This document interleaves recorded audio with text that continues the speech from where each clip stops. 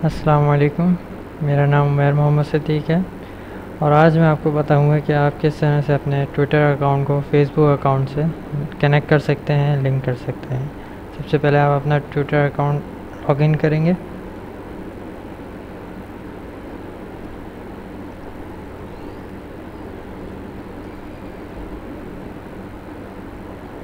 उसके बाद आप ट्विटर की सेटिंग्स में जाएंगे।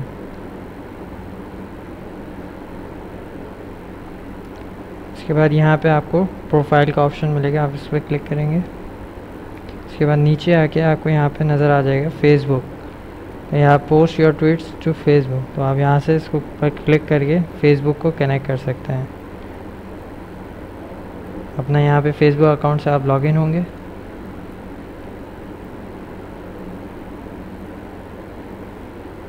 और इसको अलाउ कर देंगे।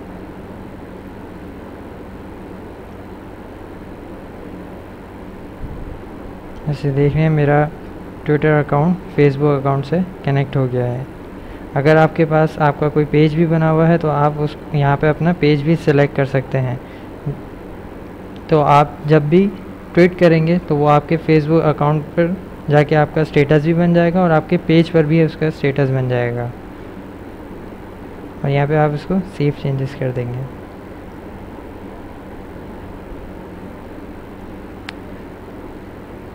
उम्मीद है आपको समझ में आया होगा। शुक्रिया।